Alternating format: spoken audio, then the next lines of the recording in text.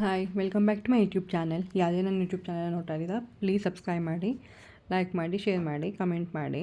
ಇವತ್ತು ನಾನು Andhra style chicken pickle ಅಂದರೆ ಚಿಕನ್ ಉಪ್ಪಿನಕಾಯಿ ಹೇಗೆ ಮಾಡೋದು ಅಂತ ಹೇಳ್ಕೊಡ್ತೇನೆ. ಅದು ಪಕ್ಕಾ ಆಂಧ್ರ ಸ್ಟೈಲು.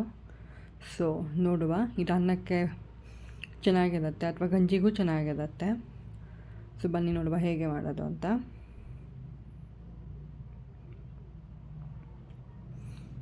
ಮೊದಲಿಗೆ ನಾನಿಲ್ಲಿ ಅರ್ಧ ಕೆ ಜಿ ಚಿಕನ್ ತೊಗೊಂಡಿದ್ದೀನಿ. ಇದು ಬೋನ್ಲೆಸ್ ಅದು ತೊಗೊಳ್ಬೋದು ಅಥವಾ ವಿತ್ ಬೋನ್ ಅದು ತೊಗೊಳ್ಬೋದು. ಬಟ್ ಸ್ಕಿನ್ ಇರೋದನ್ನು ತೊಗೊಳ್ಬೇಡಿ, ವಿತೌಟ್ ಸ್ಕಿನ್ ತೊಗೊಳ್ಳಿ. ಇವಾಗ ಮೊದಲಿಗೆ ಒಂದು ಕಡಾಯಿಗೆ ತೊಳ್ಕೊಂಡಿರೋ ಚಿಕನ್ನ ಹಾಕ್ತಿದ್ದೀನಿ. ನಾನಿಲ್ಲಿ ಆಯಿಲ್ ಏನೂ ಹಾಕ್ತಾಯಿಲ್ಲ. ಫಸ್ಟು ಜಸ್ಟ್ ಚಿಕನ್ ಮಾತ್ರ ಹಾಕ್ತಾಯಿದ್ದೀನಿ ಕಡಾಯಿಗೆ. ಸ್ವಲ್ಪ ಅರಿಶಿನ ಮತ್ತು 1 ಸ್ಪೂನ್ ಉಪ್ಪು. ಸೊ ಅದನ್ನು ಡ್ರೈ ಆಗಿ ಬೇಯಿಸ್ಕೊಳ್ತಿದ್ದೀನಿ. ಅಂದರೆ ಚಿಕನಲ್ಲಿರೋ ನೀರಿನ ಅಂಶ ಎಲ್ಲ ಫುಲ್ಲು ಕಂಪ್ಲೀಟ್ ಡ್ರೈ ಆಗಬೇಕು. ಅಲ್ಲಿವರೆಗೂ ನೀವು ಬೇಯಿಸ್ಕೊಳ್ಬೇಕು. ಇದು ಸಣ್ಣ ಉರಿಯನ್ನೆಲ್ಲ ಇಟ್ಕೊಂಡೇ ಬೇಯಿಸ್ಕೊಳ್ಳಿ. ಸೊ ಉಪ್ಪಿನಕಾಯಿ ಅಲ್ವಾ, ಚಿಕನ್ ಉಪ್ಪಿನಕಾಯಿ ಅಂದರೆ ಸ್ವಲ್ಪ ಉಪ್ಪು ಜಾಸ್ತಿನೇ ಇರುತ್ತೆ. ಬಟ್ ಒಂದು ಸ್ವಲ್ಪ ನೋಡಿಕೊಂಡು ನೀವು ಹಾಕ್ಕೊಳ್ಳಿ. ಅದು ಇವಾಗ ನೀವು ಎಣ್ಣೆ ಹಾಕ್ಕೊಳ್ದೆ ಮಾಡಬೇಕು.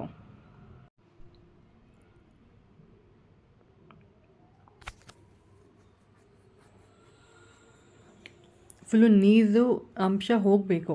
ಹಂಗೆ ಬೇಯಿಸ್ತಾ ಆವಿ ಆಗಬೇಕು. ಚಿಕನ್ ಫುಲ್ಲು ಸಾಫ್ಟಾಗಿ ಕುಕ್ ಆಗಬೇಕು. ಅಲ್ಲಿವರೆಗೂ ಫ್ರೈ ಮಾಡ್ಕೊಳ್ಳಿ. ಕೆಲವರಿಗೆ ಬೋನ್ಸ್ ಇಷ್ಟ ಆಗುತ್ತೆ, ಕೆಲವರಿಗೆ ಬೋನ್ಲೆಸ್ ಇಷ್ಟ ಆಗುತ್ತೆ. ಸೊ ಅದು ನಿಮಗೆ ಬಿಟ್ಟಿದೆ, ನಿಮಗೆ ಹೇಗೆ ಬೇಕು ನೀವು ಆ ಥರ ತೊಗೊಳ್ಳಿ. ಬಟ್ ಸ್ಕಿನ್ ಇರೋದನ್ನು ತೊಗೊಳ್ಬೇಡಿ, ಸ್ಕಿನ್ ಔಟೇ ಸಹ ತೊಗೊಳ್ಳಿ. ಯಾಕಂದರೆ ಇದು ಜಾಸ್ತಿ ದಿನ ಸ್ಟೋರ್ ಮಾಡಬೇಕಲ್ವ, ಸೊ ಅದಕ್ಕೋಸ್ಕರ. ಸೊ ಇವಾಗ ಫುಲ್ಲು ಡ್ರೈ ಆಗಿದೆ. ಇವಾಗ ಏನು ಮಾಡ್ತೀನಿ, ಅದೇ ಪಾತ್ರೆಗೆ 1/4 ಕಪ್ಪಷ್ಟು ಎಣ್ಣೆ ಹಾಕಿದ್ದೀನಿ. ಎಣ್ಣೆ ಚೆನ್ನಾಗಿ ಕಾಯ್ದಿದ ಮೇಲೆ ಚಿಕನ್ನ ಹಾಕಿ ಫ್ರೈ ಮಾಡಬೇಕು.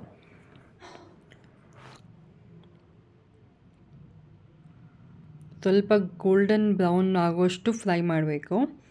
ಯಾಕಂದರೆ ಅದರಲ್ಲೂ அந்த ಎಣ್ಣೆ ಅಂಶದಲ್ಲೂ ನೀರು ಹೋಗಿರುತ್ತಲ್ಲ. ಫಸ್ಟು ಇವಾಗ ಆಯಿಲಲ್ಲಿ ಸ್ವಲ್ಪ ಕುಕ್ ಮಾಡಬೇಕು. ನೀವು ಈ ಥರ ಕುಕ್ ಮಾಡಿದಾಗ, ಚೆನ್ನಾಗಿ ಎಣ್ಣೆಯಲ್ಲಿ ಬೇಯಿಸಿದಾಗ ನೀವು 15 to 20 ಡೇಸ್ ಅಥವಾ 1 ಮಂತ್ ಅಥವಾ 1.5 ಮಂತ್ವರೆಗೂ ನೀವು ಸ್ಟೋರ್ ಮಾಡ್ಬೋದು. ಅದಕ್ಕೋಸ್ಕರ ಅದಕ್ಕೆ ಕಂಪ್ಲೀಟಾಗಿ ನೀರು ಹೀರ್ಕೊಳ್ಬೇಕು. ಇವಾಗ ಆಗಿದೆ. ಇವಾಗ ಅದೇ ಇದರಲ್ಲಿ ಮತ್ತೆ ಅರ್ಧ ಕಪ್ಪು ಆಯಿಲ್ಗೆ ಜಜ್ಜಿರೋ ಬೆಳ್ಳುಳ್ಳಿ ಮತ್ತು ಕರಿಬೇವು ಹಾಕ್ತಿದ್ದೀನಿ. ಆ್ಯಕ್ಚುಲಿ ಹಾಕೋದಿಲ್ಲ, ಬಟ್ ನಾನು ಜಸ್ಟ್ ಹಾಕಿದ್ದೆ ಚೆನ್ನಾಗಿರುತ್ತೆ ಅಂತ. ಇವಾಗ ಶುಂಠಿ ಬೆಳ್ಳುಳ್ಳಿ ಪೇಸ್ಟು, ಇದು 2-3 ಸ್ಪೂನ್ ಇದೆ ಶುಂಠಿ ಬೆಳ್ಳುಳ್ಳಿ ಪೇಸ್ಟು. ಸೊ ಅಷ್ಟು ಹಾಕ್ತಿದ್ದೀನಿ. ಇನ್ನು ನಿಮಗೆ ಸ್ವಲ್ಪ ಜಾಸ್ತಿ ಬೇಕಂದರೆ ನಿಮ್ಗೆ ಹಾಕ್ಕೊಳ್ಬೋದು, ನಿಮ್ಗೆ ಇಷ್ಟ ಆದರೆ. ನಂಗೆ ಅಷ್ಟೇ ಸಾಕಾಗುತ್ತೆ, ಸೊ ಅದಕ್ಕೆ ನಾನು ಅಷ್ಟು ಹಾಕಿದ್ದೀನಿ. ಇದನ್ನು ಚೆನ್ನಾಗಿ ಫ್ರೈ ಮಾಡ್ಕೊಳ್ಬೇಕು.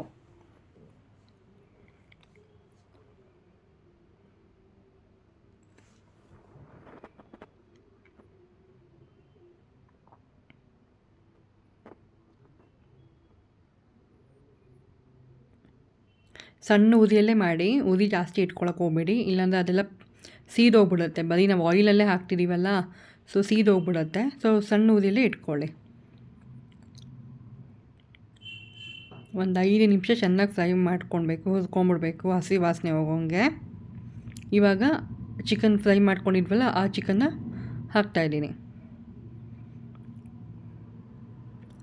ಈ ಟೈಮಲ್ಲಿ ಜಾಸ್ತಿ ಇದನ್ನು ಫ್ರೈ ಮಾಡೋದು ಬೇಡ, 1-2 ನಿಮಿಷ ಸಾಕು, 1-2-3 ನಿಮಿಷ. ಯಾಕಂದರೆ ಶುಂಠಿ ಬೆಳ್ಳುಳ್ಳಿ ಹಾಕಿರ್ತೀವಲ್ಲ, ಆ ಫ್ಲೇವರೆಲ್ಲ ಚಿಕನ್ಗೆ ಹೋಗಬೇಕು, ಸೇರ್ಕೊಳ್ಳೋವರೆಗೂ ಫ್ರೈ ಮಾಡಬೇಕು.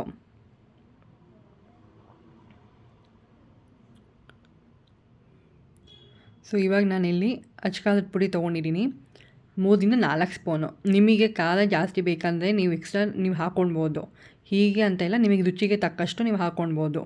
ಸೊ ನನಗೆ ಸಾಕು ಇಷ್ಟು, ಅದಕ್ಕೆ ನಾನು ಅಷ್ಟು ಹಾಕಿದ್ದೀನಿ. ಮತ್ತು 1 ಸ್ಪೂನು ಜೀರಿಗೆ ಪುಡಿ, 1 ಸ್ಪೂನು ಗರಂ ಮಸಾಲ ಪುಡಿ. ನಾನಿಲ್ಲಿ ಬೇರೆ ಏನು ಮಸಾಲೆ ಹಾಕ್ತಿಲ್ಲ, ಗರಂ ಮಸಾಲೆನಲ್ಲೇ ಎಲ್ಲ ಪೌಡರ್ ಎಲ್ಲನೂ ಇರುತ್ತಲ್ವ. ಸೊ ಅದಕ್ಕೆ ಈ 3 ಮಾತ್ರ ಹಾಕಿ ಮಿಕ್ಸ್ ಮಾಡ್ಕೊಳ್ತಾ ಇದ್ದೀನಿ. ಈ ಟೈಮಲ್ಲಿ ಉಪ್ಪು ಚೆಕ್ ಮಾಡಿಕೊಂಡು ಸಹ ನೀವು ಉಪ್ಪು ಹಾಕ್ಕೊಳ್ಳಿ.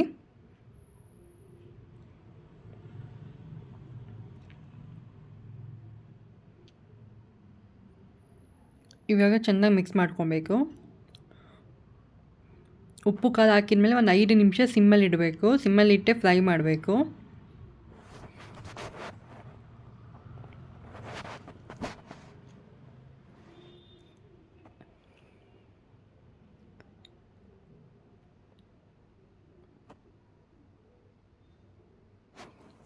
ಒಂದು 5 ನಿಮಿಷ ಆದಮೇಲೆ ಒಂದು ಸಲ ಚೆಕ್ ಮಾಡ್ಕೊಳ್ಳಿ ನೀವು ಉಪ್ಪು ಖಾರ ಎಲ್ಲ. ಮತ್ತೆ ಬೇಕು ಅಂದರೆ ಇನ್ನು ಸ್ವಲ್ಪ ಹಾಕ್ಕೊಂಡು ನೀವು ಬಾಯ್ಲ್ ಮಾಡ್ಕೊಳ್ಬೇಕು. ಸೊ ಇವಾಗ ಕಂಪ್ಲೀಟ್ ಇನ್ನು ಸ್ವಲ್ಪ ಬಿಸಿ ಇದೆ, ಕಂಪ್ಲೀಟಾಗಿ ತಣ್ಣಗಾಗಿಲ್ಲ. ಈ ಟೈಮಲ್ಲಿ ನಾನು ಅರ್ಧ ಹೋಳು ನಿಂಬೆಹಣ್ಣು ಹಾಕ್ಕೊಳ್ತಾ ಇದ್ದೀನಿ. ಕಂಪ್ಲೀಟ್ ಫುಲ್ಲು ನಿಂಬೆಹಣ್ಣು ಹಾಕ್ಕೊಳ್ತಿದ್ದೀನಿ. ಹಾಗೆ 1 ಚಮಚ ವಿನೆಗರ್, ಎರಡನ್ನೂ ಮಿಕ್ಸ್ ಮಾಡ್ತಿದ್ದೀನಿ. ಯಾಕಂದರೆ ತುಂಬ ದಿನ ಇಡಬೇಕಾಗತ್ತಲ್ವ ಆಚೆ ಕಡೆ. ಒಂದು 20 ಡೇಸ್ ಅಥವಾ 1 ಮಂತ್ ಆದರೂ ಇಡ್ಬೋದು ನೀವು ನಿಂಬೆಹಣ್ಣು ಮತ್ತು ವಿನೆಗರ್ ಸ್ವಲ್ಪ ಹಾಕಿದ್ರೆ. ಸೊ 2 ಡೇಸ್ ಆಗಿದ್ಮೇಲೆ ನಿಮಗೆ ಚೆನ್ನಾಗಿ ಬರುತ್ತೆ. ಸೊ ನಾನು ಅದೇ ಬಟ್ಲಲ್ಲೇ ಹಾಕ್ಕೊಂಡು ಅನ್ನ ಕಲಿಸ್ಕೊಳ್ತಾ ಇದ್ದೀನಿ. ಅದು ಚೆನ್ನಾಗಿರುತ್ತೆ ಟೇಸ್ಟು. ಆ ಥರ ಮಾಡಿದಾಗ ಲಾಸ್ಟಲ್ಲಿ ಇರುತ್ತಲ್ವ, ಸೊ ಅವಾಗ ಟೇಸ್ಟ್ ತುಂಬ ಚೆನ್ನಾಗಿರುತ್ತೆ. ಸೊ ಇದು ಆಂಧ್ರ ಸ್ಟೈಲಲ್ಲಿ ಎಲ್ಲ ಥರದ್ದು ಪಿಕಲ್ಸು ಅದು ಮಾಡ್ತಾರೆ. ಇದು ನನಗೆ ಇಷ್ಟ ಆಯಿತು, ತುಂಬ ಚೆನ್ನಾಗಿತ್ತು ಆ್ಯಕ್ಚುಲಿ ಟೇಸ್ಟು ಸಹ. ನಾನು 2-3 ಡೇಸ್ ಆಚೆನೂ ಇಟ್ಟಿದ್ದೀನಿ, ಏನು ಸ್ಮೆಲ್ಲು ಆಗಿಲ್ಲ, ಬಂದಿಲ್ಲ, ಇಂಥದ್ದು ಇಲ್ಲ. ತುಂಬ ಚೆನ್ನಾಗಿದೆ, ಒಂಥರ ಫ್ರೆಶ್ ಆಗೇ ಇದೆ. ಸೊ ನೀವು ಟ್ರೈ ಮಾಡಿ ಹೇಗಿತ್ತು ಅಂತ ಹೇಳಿ. ಹಾಗೆ ತಣ್ಣಗಾಗಿದ ಮೇಲೆ ನೀವು ಗ್ಲಾಸ್ ಜಾರು ಅಥವಾ ಪ್ಲಾಸ್ಟಿಕ್ ಜಾರಲ್ಲಿ ಹೇರ್ ಟೈಟ್ ಕಂಟೈನರಲ್ಲಿ ನೀವು ಹಾಕಿ ಸ್ಟೋರ್ ಮಾಡ್ಬೋದು. ಈ ಥರ ಸ್ಟೋರ್ ಮಾಡ್ಬೋದು. ಒಂದು 20 ಡೇಸ್ 1 ಮಂತ್ ಇದ್ದೇ ಇರುತ್ತೆ. ಬಟ್ ಏರ್ ಟೈಟ್ ಕಂಟೈನರಲ್ಲಿ ಸ್ಟೋರ್ ಮಾಡಬೇಕು. ಅದು ಗ್ಲಾಸ್, ಅದು ಪಾತ್ರೆ, ಬಾಟಲ್ ಏನಿದೆ ಅದು ಚೆನ್ನಾಗಿ ವಾಶ್ ಮಾಡಿ ನೀರೆಲ್ಲ ಹೋಗಿಸ್ಕೊಂಡು ಆಮೇಲೆ ನೀವು ಸ್ಟೋರ್ ಮಾಡೋಕ್ಕೆ ಇಡಿ. ಒಂದು 2 ಡೇಸ್ ಆಗಿದ್ಮೇಲೆ ನಿಮಗೆ ಇನ್ನೂ ಟೇಸ್ಟ್ ಎನ್ಹಾನ್ಸ್ ಆಗುತ್ತೆ, ತುಂಬ ಟೇಸ್ಟಿಯಾಗೂ ಇರುತ್ತೆ. ಸೊ ಚೆನ್ನಾಗಿರುತ್ತೆ ಬಿಸಿ ಬಿಸಿ ಅನ್ನಕ್ಕೆ ಅಥವಾ ಗಂಜಿ ಅಂದರೆ ಕುಚ್ಚಲಕ್ಕಿ ಗಂಜಿನ ಮಾಡ್ತೀವಲ್ಲ ಅದಕ್ಕೂ ಚೆನ್ನಾಗಿರುತ್ತೆ. ನೀವು ಟ್ರೈ ಮಾಡಿ ಹೇಗಿತ್ತು ಅಂತ ಹೇಳಿ. ಬಾಯ್.